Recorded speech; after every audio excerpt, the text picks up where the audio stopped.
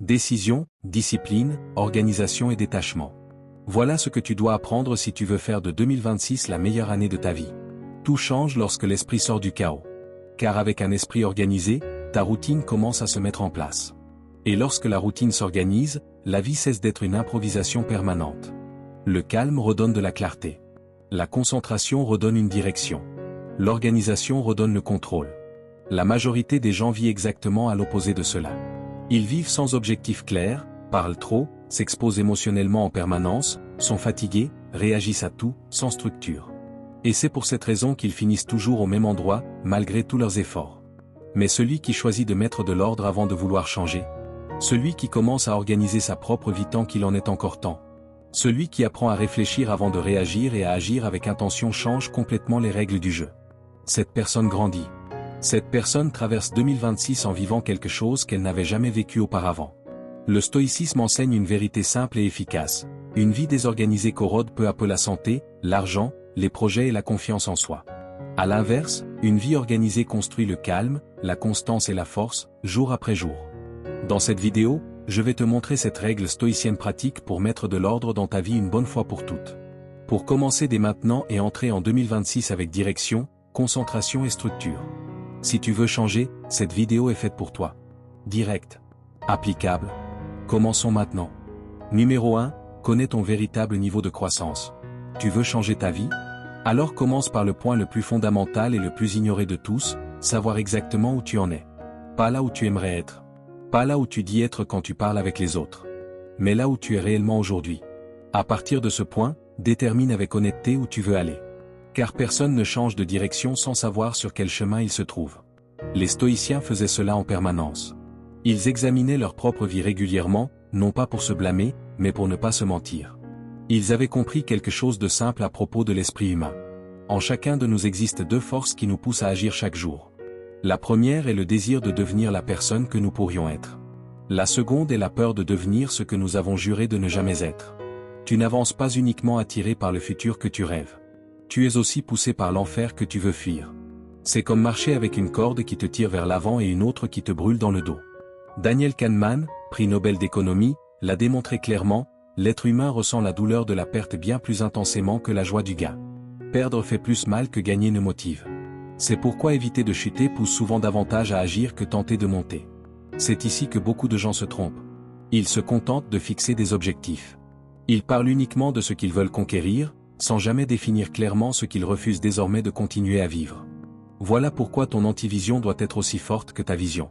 Si tu veux plus de contrôle émotionnel, écris-le clairement, je ne veux plus perdre le contrôle à la moindre dispute, à la moindre provocation, à la moindre chose déplacée. Si tu veux prospérer financièrement, rends-le explicite, je n'accepte plus de vivre à la limite, de répéter les mêmes erreurs, de dépenser par impulsion et de faire semblant que tout va bien. L'antivision est le portrait du futur que tu refuses de vivre. Elle agit comme une limite intérieure, comme un avertissement qui dit « je ne vais plus au-delà de ce point ». Lorsque la tentation apparaît, lorsque l'impulsion surgit, lorsque l'ancienne réaction tente de reprendre le contrôle, tu te rappelles le prix de rester identique. Et cela modifie le choix avant qu'il ne devienne une action. Quand tu définis honnêtement où tu en es aujourd'hui et que tu clarifies qui tu refuses désormais d'être, quelque chose s'ordonne à l'intérieur. Les décisions deviennent plus simples. Les excuses perdent leur pouvoir. Tu commences à reconnaître tes schémas avant d'y retomber. Non pas parce que tu es plus motivé, mais parce que tu es plus conscient. Les stoïciens appelaient cela la lucidité. Ce n'est ni de la dureté ni du pessimisme, c'est de la maturité. Comprendre que la véritable croissance ne commence pas avec l'enthousiasme, mais avec la clarté. Et la clarté naît lorsque tu cesses de te raconter de belles histoires et que tu commences à te regarder avec responsabilité. Alors fais ceci sérieusement, reconnais ton niveau actuel. Définis ce que tu refuses désormais de continuer à tolérer. Et seulement après, construis la personne que tu veux devenir. Car celui qui ne mesure pas où il se trouve répète les mêmes erreurs, en croyant avancer. Voici maintenant l'exercice pratique. Écris aujourd'hui, même en quelques lignes, 2 choses, qui veux-tu devenir dans les prochaines années? Et surtout, qui refuses-tu définitivement de rester? Cet exercice simple crée plus de changements réels que des dizaines de promesses vides.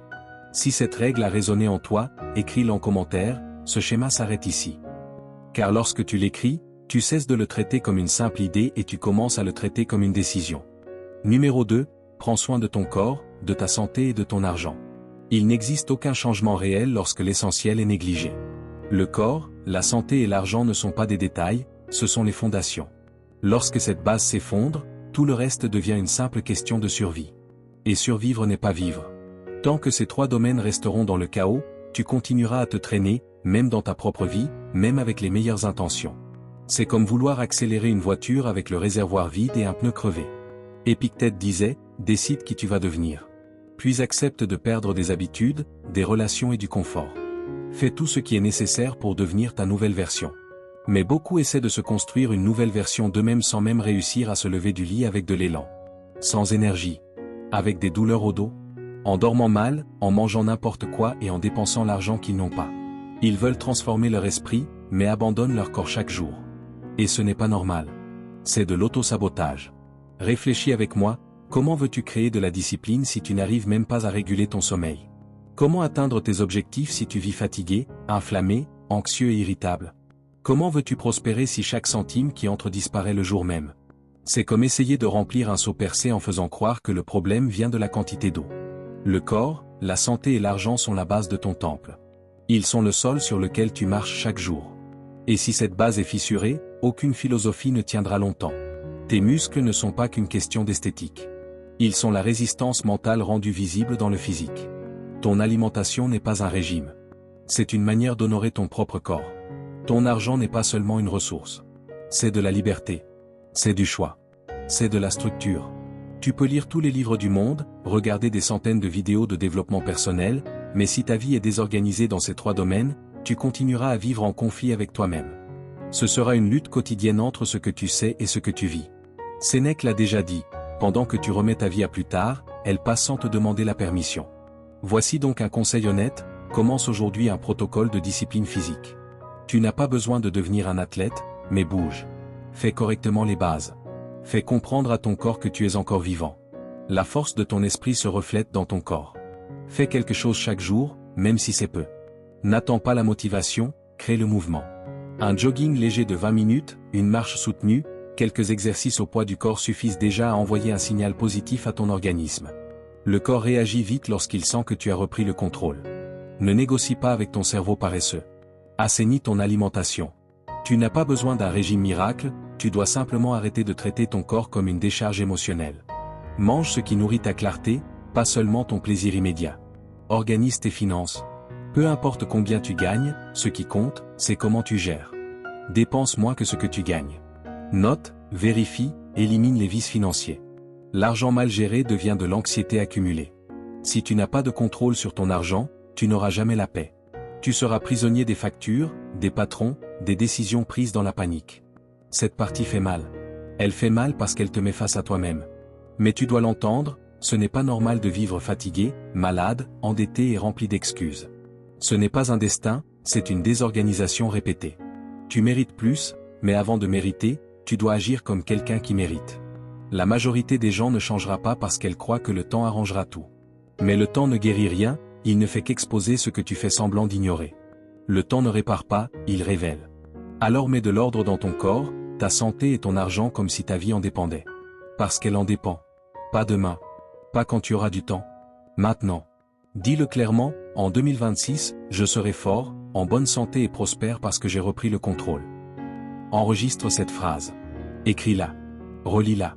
Et agis chaque jour comme quelqu'un qui a décidé de ne plus jamais s'abandonner. Numéro 3, un esprit clair et émotionnellement stable. Tu peux avoir un corps en forme et un compte bancaire bien géré. Tu peux avoir l'apparence d'une vie en ordre. Mais si ton esprit est en désordre, comme une pièce où tout a été jeté à même le sol, si tes pensées sont bruyantes, confuses et dominées par les émotions, tu resteras prisonnier.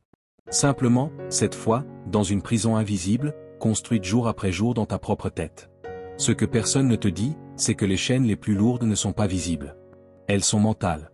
Elles ne font pas de bruit, ne laissent aucune trace sur le corps, mais elles drainent ton énergie chaque jour. Et tu peux vivre ainsi pendant des années sans t'en rendre compte. Anxieux, réactif, insécure, distrait, perdu dans un océan de pensées incessantes, comme quelqu'un qui essaie de dormir avec un téléviseur allumé à l'intérieur de son esprit. Un esprit qui ne se repose jamais, ne se tait jamais et n'a aucune direction. Mais le stoïcisme est clair, et il est là pour t'aider. Épictète disait, le plus grand pouvoir est celui de se gouverner soi-même. Cette phrase résume tout. Car tant que tu es gouverné par tes émotions, la peur, la colère, le manque ou l'impulsion, tu resteras un esclave déguisé en homme libre, réagissant à tout, mais décidant presque rien. Tu dois nettoyer ton esprit. Tu dois organiser tes pensées comme on ouvre des fenêtres après avoir vécu des années dans un lieu fermé, comme on nettoie une maison laissée à l'abandon. Et cela ne se produit pas par hasard. C'est un travail quotidien. C'est une bataille silencieuse. C'est une vigilance intérieure. Ce n'est pas un grand événement, mais une petite pratique répétée chaque jour. Voici une vérité difficile à accepter, ton instabilité émotionnelle n'est pas causée par un grand drame. Elle est le résultat d'une petite habitude répétée quotidiennement. Et ce n'est pas la faute des autres. Ni de ton patron, ni de ton partenaire, ni de ton manque d'argent. Elle naît d'un manque de maîtrise intérieure. Et toi seul peux reprendre ce contrôle. Épictète l'enseigne avec cette idée puissante, la souffrance frappe à la porte sans prévenir. Tu ne choisis pas la visite, mais tu choisis qui tu deviens lorsque tu ouvres la porte. La majorité des gens vivent comme une feuille portée par le vent. Si quelque chose de négatif arrive, ils s'effondrent. Si quelqu'un dit quelque chose, ils réagissent immédiatement en se justifiant. Si un plan échoue, ils sombrent dans le désespoir. Ils passent leur journée à éteindre des incendies émotionnels. Ce n'est pas vivre. C'est survivre. Avoir un esprit clair, c'est être capable de regarder à l'intérieur et d'y trouver de la clarté, pas du chaos. C'est ressentir une émotion comme la colère, la jalousie, l'envie ou la peur, et lui dire « Je te vois, tu peux exister, mais ce n'est pas toi qui décides pour moi. » Ça, c'est de la force. Ça, c'est de la liberté. Tu veux une stabilité émotionnelle? Alors cesse de nourrir ce qui te déséquilibre. Réduis drastiquement ta consommation des réseaux sociaux. Ton esprit n'a pas été conçu pour fonctionner comme un fil infini. Il ne peut pas traiter des centaines d'informations, de comparaisons et de stimulations en continu. Sans un esprit clair, tu t'enfonces dans l'anxiété, l'agitation et l'éloignement de toi-même. Apprends à être dans le silence. Consacre 10 minutes par jour uniquement à toi, sans téléphone, sans musique, sans distraction. Écoute simplement tes pensées, sans les juger. Au début, cela semble étrange, comme entrer dans une pièce sombre, mais avec le temps, tu comprends. Le silence intérieur est un muscle. Et il doit être entraîné. Écris ce que tu ressens.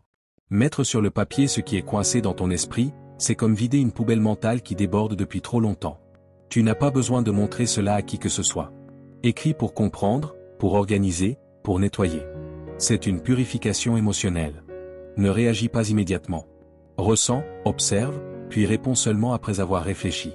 C'est cela, l'autocontrôle. Et l'autocontrôle est la clé pour ne plus être l'otage de tes propres émotions. Ton chaos intérieur ne se résoudra que lorsque tu cesseras de vouloir contrôler le monde extérieur et que tu commenceras à maîtriser ce qui se passe à l'intérieur de toi. Ce processus n'est ni rapide ni linéaire. Il y aura des rechutes, des pensées négatives, des jours difficiles. Cela fait partie de l'entraînement, ce n'est pas un échec. Si ton intention est sincère et ton effort constant, ton esprit deviendra ton allié. Et quand cela arrivera, plus personne ne pourra te manipuler, te provoquer ou te détruire. Car le véritable guerrier stoïcien gagne des batailles que personne ne voit. Pendant que les autres courent après le statut, la validation et la distraction, toi, tu seras en silence, en train de nettoyer ton esprit, de renforcer ton monde intérieur et de reconstruire ta vie de l'intérieur vers l'extérieur. Et quand on te demandera pourquoi tu es si calme l'année prochaine, tu n'auras rien à expliquer. Souris simplement. Écris en commentaire, je choisis de maîtriser mon esprit. Et commence dès aujourd'hui à vivre avec la clarté qui a toujours été à ta portée. Numéro 4, crée ta nouvelle version. Arrête de parler. Commence à agir en silence. Tu l'as sûrement remarqué, plus on parle de changement, moins on change réellement. C'est presque une loi invisible du comportement humain. La bouche s'active pendant que la vie reste immobile. C'est comme tourner la clé du moteur sans jamais avancer. C'est pour cela que tant de gens vivent dans la promesse permanente. Ils annoncent, planifient, jurent que cette fois c'est la bonne, mais ne passent jamais à l'action. Le discours devient un substitut de l'action. Le stoïcisme est très clair sur ce point. La vertu ne se proclame pas, elle se vit. Marc Aurèle écrivait une phrase qui devrait être gravée dans l'esprit de tous ceux qui vivent de promesses: ta philosophie doit apparaître dans ton comportement, pas dans ton discours. Le monde n'a pas besoin d'entendre qui tu vas devenir. Il veut voir en qui tu es devenu, même si tu n'expliques jamais comment tu y es arrivé. Voici une vérité que tu n'as peut-être jamais entendue aussi clairement. Si tu avais accompli ne serait-ce que la moitié de ce dont tu as parlé ces 5 dernières années, ta vie serait aujourd'hui méconnaissable. Ton corps, tes décisions, ta routine et même tes relations seraient différentes. Mais ce n'est pas le cas. Pourquoi? Parce que tu parles trop, tu expliques trop, tu rêves trop, et tu agis trop peu. Ce n'est pas une attaque. C'est une invitation. Une invitation à entrer dans la période la plus puissante de ta vie, la phase où personne ne sait, mais où tout change. La phase du silence. Le silence n'est pas l'absence de bruit. C'est la présence de la concentration. C'est couper le vacarme extérieur pour entendre ce qui doit réellement être fait. C'est fermer la porte au monde et allumer la lumière de la construction intérieure. Quand tu parles trop de tes objectifs, ton cerveau ressent une fausse récompense. Tu crées l'illusion d'avancer alors que tu restes immobile. C'est comme publier une photo de course sans courir. Comme expliquer ton programme d'entraînement et croire que cela compte comme un effort. La vraie vie ne fonctionne pas ainsi. Ta nouvelle version ne naît pas de tes paroles. Elle naît de ta routine. De ce que tu fais quand personne ne te regarde. Sénèque disait, la véritable liberté est de vivre conformément à sa nature. Mais toi, tu vis encore selon la nature des autres. Tu annonces pour être validé. Tu montres ce que tu vas faire pour recevoir des applaudissements que tu n'as pas encore mérités. Tu cherches une motivation extérieure parce que tu es déconnecté de ta propre force intérieure. Et pendant que tu parles vers l'extérieur, tu abandonnes ton engagement intérieur. C'est pour cela que ta nouvelle version n'arrive jamais. Tu étouffes sous l'excès de mots. Tu veux devenir une version de toi-même impossible à reconnaître? Alors retiens ceci, travaille en silence et surprends avec les résultats. N'annonce pas que tu vas aller à la salle de sport. Va-y. Ne dis pas que tu vas changer ton alimentation. Change-la. N'explique pas que tu ajustes ton comportement. Laisse la constance parler pour toi. Deviens quelqu'un d'impossible à ignorer. Car lorsque tu te tais, tu écoutes. Quand tu écoutes, tu comprends. Quand tu comprends, tu agis. Et quand tu agis, tu changes. La plus belle phase de la transformation personnelle est aussi la plus invisible. La plus solitaire. Celle où personne ne te remarque, ne te félicite, ne t'observe. Il n'y a que toi, face à toi-même, luttant chaque jour contre tes anciennes versions, enfermé dans ton propre silence. Là où il n'y a pas d'applaudissements, seulement de la responsabilité. C'est là que se produit la vraie transformation. Ton corps change sans bruit. Ton esprit se renforce sans annonce. Ton comportement s'ajuste sans avertissement. Et un jour, sans prévenir, les gens te regarderont et diront, « Tu as changé, qu'est-ce que tu as fait ?» Et toi, tu souriras intérieurement, car tu sauras que cela ne s'est pas produit ce jour-là. Cela s'est produit chaque jour où tu as choisi le silence. Marc Aurèle écrivait dans Penser pour moi-même, fais ce que ta nature exige, sans te soucier de savoir si quelqu'un te regarde. Et la nature exige que tu agisses, pas que tu parles. À partir d'aujourd'hui, traite tes projets comme quelque chose de sacré. Et ce qui est sacré ne s'exhibe pas, ça se protège. Fais de ta vie un temple. Fais de tes objectifs une promesse silencieuse. Fais de 2026 l'année où tu deviens méconnaissable, non pas parce que tu l'as raconté, mais parce que tu l'as fait. Écris en commentaire, ma nouvelle version se construit en silence. Si ce message t'a touché, c'est que le changement a déjà commencé. Numéro 5. Détache-toi de ce qui te retarde. S'il existe une chose qui empêche la majorité des personnes de changer réellement, ce n'est ni le manque de talent, ni le manque d'opportunités. C'est l'attachement. L'attachement aux personnes, aux habitudes, aux environnements, aux histoires anciennes qui auraient dû être enterrées depuis longtemps. C'est comme essayer de courir avec un sac à dos rempli de pierres. Le problème, c'est que tu veux avancer tout en portant un poids mort. Personne ne progresse ainsi. Il n'y a pas de progrès lorsque tout ce que tu fais, c'est traîner le passé. Tu restes attaché à des souvenirs d'il y a 10 ans. À des versions anciennes de toi qui n'existent plus, mais que tu refuses de laisser mourir par peur de changer. Lâche prise. Vis le présent. Et permets à l'avenir d'avoir l'espace nécessaire pour t'apporter quelque chose de meilleur. Sénèque a écrit quelque chose qui semble fait pour toi. Rien n'entrave plus le progrès que de s'accrocher à ce qui ne sert plus. Et pourtant, tu insistes. Tu insistes à maintenir des relations qui t'épuisent, des habitudes qui te rendent malade, des conversations qui te blessent, des routines qui te ralentissent, tout en sachant que chacune d'elles te coûte de l'énergie, du temps et de la paix intérieure. Tu t'obstines à être fidèle à ce qui te détruit, comme si tu avais une obligation morale envers ta propre souffrance. Si tu ne lâches pas, rien ne changera. Si tu ne laisses pas partir ce qui te retarde, 2026 sera identique à toutes les autres années de ta vie. Et tu le sais. Ce n'est pas un manque de conscience. C'est de la peur. Peur d'être seul. Peur de te détacher de ton ancienne identité. Peur d'assumer pleinement la responsabilité de la vie que tu as toujours voulu, car cela exige des renoncements. Mais rester là où tu es fait aussi mal. La différence, c'est que cette douleur-là, tu la connais déjà. Et ce qui est connu paraît rassurant, même lorsqu'il fait souffrir. Marc Aurèle écrivait, « L'obstacle ne bloque pas le chemin, il est le chemin. Traverse-le. » Et très souvent, l'obstacle est précisément ce que tu refuses d'abandonner. Ce n'est pas le monde qui t'empêche d'avancer. C'est ce que tu continues de tenir. Une question honnête. Alors permets-moi de te poser une question, avec sincérité. Qu'est-ce ou qui sais-tu que tu dois lâcher, mais auquel tu t'accroches encore? Tu le sais, au fond de toi, tu le sais. Cela peut être cette amitié qui n'existe que lorsque tu vas mal. Cette relation dans laquelle tu donnes tout et ne reçois que des miettes. Cette pensée répétitive qui te fait douter de toi chaque fois que tu essaies d'avancer. Cette routine paresseuse qui draine tes journées sans que tu t'en rendes compte. Ce travail qui paie les factures mais détruit lentement ton esprit. Ou cette ancienne version de toi-même qui refuse de disparaître alors qu'elle ne correspond plus à la personne que tu deviens. Tant que tu ne rompras pas, tu resteras prisonnier d'un cycle qui ne t'appartient plus. Le détachement n'est pas de la froideur. Se détacher n'est pas de l'indifférence. C'est de la résistance. C'est du respect de soi. Se détacher, c'est dire, ma vie vaut plus que cela. C'est te choisir sans demander pardon. Le stoïcisme ne t'a jamais demandé de couper les liens avec dureté. Il enseigne simplement que tout est temporaire, y compris toi. Et si tout est temporaire, alors rien ne peut être une possession, ni les personnes, ni les histoires, ni les identités. L'attachement transforme ce qui est passager en prison. Épictète le dit avec force, cesse d'exiger que la vie t'obéisse. Apprends à t'aligner avec elle. Et ce qui se passe en ce moment est clair, la vie te demande d'avancer, mais toi, tu continues de regarder en arrière. Or, on ne peut pas marcher en regardant dans le rétroviseur. Une vérité essentielle. Si tu ne lâches pas ce qui te retarde, ce qui est destiné pour toi n'arrivera jamais. Non pas parce que tu ne le mérites pas, mais parce qu'il n'y a pas de place. Tu es rempli de choses anciennes. Se détacher fait mal, parce que cela brise un lien émotionnel, pas rationnel. C'est comme arracher un pansement collé depuis des années. La blessure est invisible, mais elle cicatrise. Et lorsqu'elle cicatrise, tu te rends compte que tu aurais dû le faire depuis longtemps. La vie ne s'améliore pas quand tu ajoutes des choses. Elle s'améliore quand tu enlèves ce qui pèse. Alors fais-le pour toi. Pas pour les autres. Parce que tu mérites la paix. Musonius Rufus disait, tout ce qui vaut la peine exige une perte avant la récompense. Le détachement est exactement cela, sacrifier l'ancien pour laisser de la place à l'extraordinaire. Ce qui se passe quand tu lâches. Lorsque tu abandonnes ce qui te retarde, tu ressens quelque chose que tu n'as pas senti depuis longtemps, la légèreté.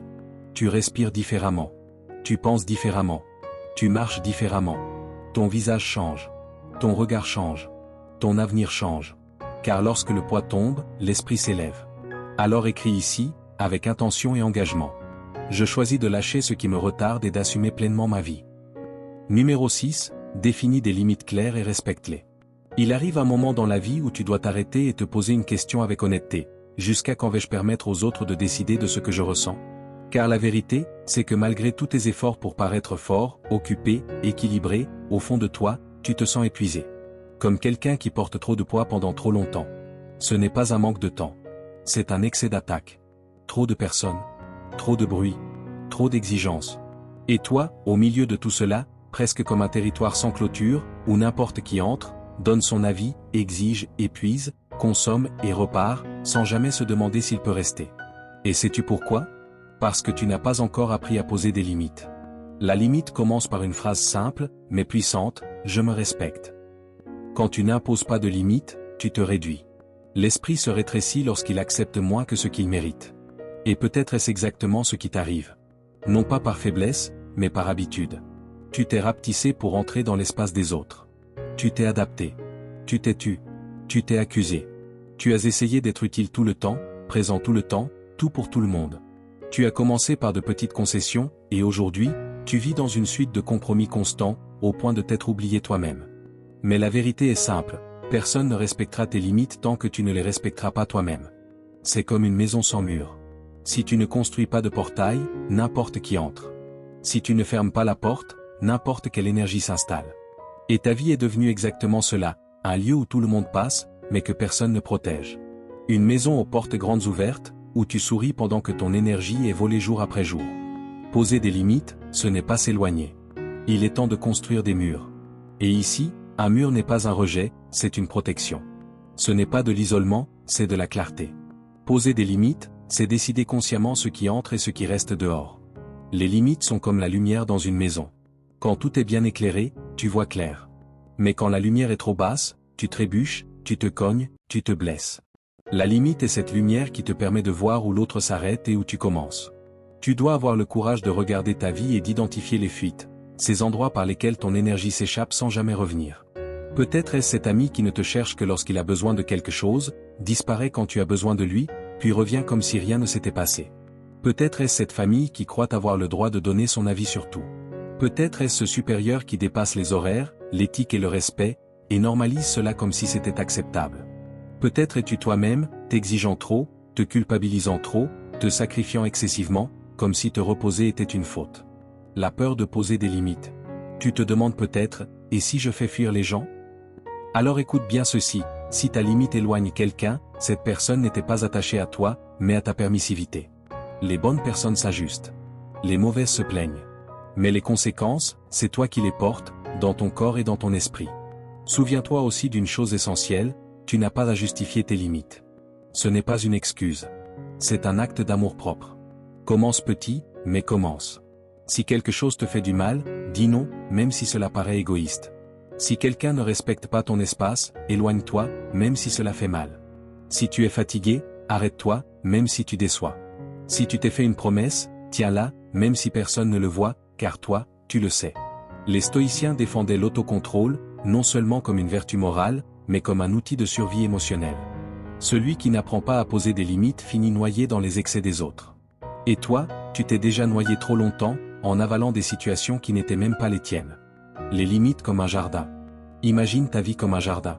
Si tu ne le clôtures pas, il devient un terrain que tout le monde piétine. Mais lorsque tu poses des limites, tu protèges. Tu tailles ce qui ne sert plus. Tu enlèves les mauvaises herbes. Tu arroses avec calme. Alors le jardin fleurit. Et quand il fleurit, les bonnes personnes s'approchent. Celles qui viennent détruire s'en vont, car elles ne trouvent plus d'espace. La vérité est que tu as laissé tes frontières ouvertes par peur de perdre des connexions. Mais t'es-tu déjà demandé combien de connexions tu as perdues avec toi-même en n'ayant pas de limites? La paix intérieure avant tout. La guérison commence lorsque tu décides, une fois pour toutes, de te respecter au-dessus de tout. Marc Aurèle écrivait, « Rien n'est plus précieux que la paix intérieure, et celui qui ne la protège pas livre son âme au monde. » Ta paix a une valeur immense. Mais toi seul peux la protéger. Et tu la protèges avec des limites claires, silencieuses et fermes. À partir d'aujourd'hui, traite tes limites comme des portes de fer. Elles n'ont pas besoin d'être criées. Elles ont seulement besoin d'être respectées, d'abord par toi. Engagement. Écris maintenant, avec intention, dans les commentaires. Je me protège avec des limites, parce que 2026 ne sera pas l'année des concessions, mais l'année où j'occuperai enfin mon espace avec dignité. Car celui qui se respecte change silencieusement le cours de sa vie. Numéro 7. Entre en 2026 avec une structure, pas avec des promesses. As-tu déjà remarqué que chaque fin d'année se ressemble toujours? Des personnes réunies, les yeux levés vers un ciel rempli de feux d'artifice, faisant des vœux, des listes, des promesses. Presque comme un rituel collectif d'espoir. Comme si le bruit des explosions essayait de convaincre l'esprit que quelque chose va changer simplement parce que le calendrier a tourné une page. On entend toujours les mêmes phrases, « Cette année sera la mienne ». Cette fois, c'est sérieux. Puis janvier arrive. La vie reprend son rythme. Le réveil sonne. Les factures arrivent. Les exigences reviennent. Et la réalité, elle, ne négocie pas avec les promesses. Les vieilles habitudes refont surface, et avant même la fin du premier trimestre, tout est déjà englouti par la routine de toujours. Non pas parce que la personne est faible, mais parce que rien n'a été soutenu dans le temps. Une fois de plus, la promesse était plus grande que la structure. Une fois de plus, la motivation a vaincu la discipline. Une fois de plus, le personnage du « moi changé » est apparu dans les discours, mais le protagoniste, lui, n'est jamais entré en scène. Sénèque disait, « C'est lorsque les vents soufflent contre nous que l'on découvre qui a bâti sa vie sur des piliers solides et qui l'a bâti sur des promesses. » Et crois-moi, en 2026, les vents vont souffler. Comme chaque année, il y aura des imprévus, des pressions, des doutes, des tentations, des chutes. Et ce qui te maintiendra debout ne sera ni les phrases motivantes enregistrées sur ton téléphone, ni l'enthousiasme de janvier. Ce sera la structure invisible que tu auras construite en silence dans les mois précédents. La majorité entrera en 2026 avec l'esprit rempli d'objectifs. Mais une vie pleine de fissures. Toi, non. Toi, tu entreras avec des bases solides, des briques, des fondations, un sol ferme sous les pieds. Comme quelqu'un qui sait où il marche, même dans l'obscurité. Qu'est-ce que la structure? La structure, c'est ce qui soutient ta vie quand tu es faible. C'est ce qui te maintient debout quand la motivation disparaît. C'est ce qui te fait avancer même quand tu n'en as pas envie. C'est une routine qui fonctionne les bons jours comme les mauvais. C'est un ensemble d'habitudes qui ne dépendent pas de l'émotion. C'est la discipline, la concentration et la conscience organisées comme une armée. Sans bruit, sans spectacle. Simplement efficace. Soyons honnêtes, tu n'as pas besoin d'une révolution. Tu as besoin d'un plan simple, bien conçu et bien exécuté. Un plan que tu suis même quand tu n'en as pas envie. Car l'inspiration passe. La structure reste. À quoi ressemble une vraie structure? Un horaire de réveil clair, que tu respectes. Une routine physique minimale pour garder ton corps actif. Un système simple d'organisation, même un carnet suffit, s'il est utilisé. Des limites claires pour les réseaux sociaux.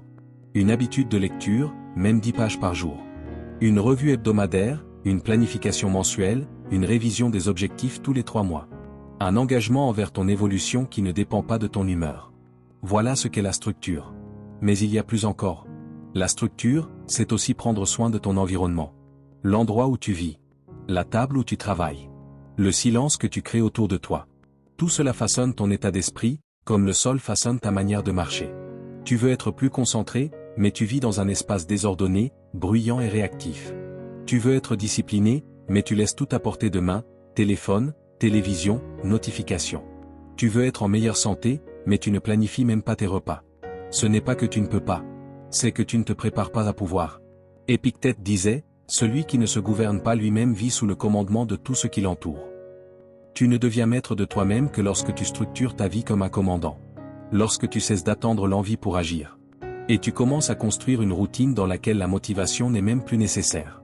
As-tu remarqué à quel point les personnes les plus fortes sont discrètes? À quel point elles dégagent une forme de calme différente? C'est parce qu'elles ne vivent pas d'impulsion. Elles vivent selon une structure invisible. Elles ne négocient pas avec la journée, elles exécutent. La plus grande force est celle que tu construis lorsque personne ne te regarde. La structure que tu élèves dans le silence, quand le monde ne t'observe pas. Quand tu es simplement concentré sur ton chemin. C'est le moment où personne ne t'exige rien, et pourtant tu continues à t'exiger le meilleur. Personne ne voit, mais toi tu agis. Parce qu'il ne s'agit plus de prouver, mais de devenir. Une analogie simple. Imagine que ta vie soit une maison. Chaque fin d'année, tu ajoutes de jolies lumières, tu fais des promesses, tu repeins la façade. Mais à l'intérieur, les canalisations sont endommagées, les fondations fragiles, le câblage défectueux. La première pluie ne pardonne pas l'esthétique. En 2026, tu ne vas plus décorer la façade. Tu vas rénover la structure. Tu vas réparer de l'intérieur vers l'extérieur. Tu vas abandonner l'apparence pour te concentrer sur l'essentiel. Tu vas construire une routine où chaque jour compte. Chaque action a du poids. Chaque décision laisse une trace. Ne te trompe pas, tu trébucheras. Tu échoueras parfois. Tu connaîtras des jours difficiles. Mais avec une structure, tu te relèveras plus vite. Tu te réorganiseras avec plus de légèreté. Tu reviendras sur ton chemin sans drame, sans culpabilité, sans chaos. Parce que ta nouvelle vie ne dépendra plus de la chance, elle dépendra de la stratégie. Marc Aurèle écrivait dans ses pensées. Si une chose est supportable, alors supporte-la. Si elle ne l'est pas, cesse de t'en plaindre. Dans les deux cas, le choix t'appartient. Et 2026 sera sous ton contrôle. Non pas comme une année parfaite, mais comme une année construite avec conscience. Alors la vraie question n'est pas, quels sont tes objectifs pour la nouvelle année? La bonne question est, quel type de vie vas-tu structurer en silence pour qu'aucun vent ne puisse te faire tomber? Tout le monde fait des promesses. Mais seuls quelques-uns construisent en silence pour récolter dans la paix. Que ce soit ton nouvel engagement. Car celui qui est arrivé jusqu'ici n'est pas n'importe qui. C'est quelqu'un prêt à devenir méconnaissable non pas aux yeux des autres, mais aux yeux de son propre passé. Et peut-être que ce moment, c'est maintenant. Marc Aurèle disait encore. Tu as été fait pour agir comme un être rationnel et digne. Pourquoi alors te rejettes-tu toi-même? Si c'est supportable, supporte-le. Si ce ne l'est pas, cesse de te plaindre. Dans les deux cas, tu as le pouvoir. La question finale n'est donc pas ce que tu veux accomplir. La question est, quelle structure es-tu prêt à bâtir, même sans être prêt? Car ta conscience réclame ce changement depuis longtemps. Ce qui manque désormais, ce n'est pas le savoir. C'est l'action. Si ce message a résonné en toi, écris-le clairement, la structure avant les promesses. Si tu es resté jusqu'au bout, c'est qu'une décision a déjà été prise en toi. Et ce changement ne sera pas superficiel. Merci d'avoir lu,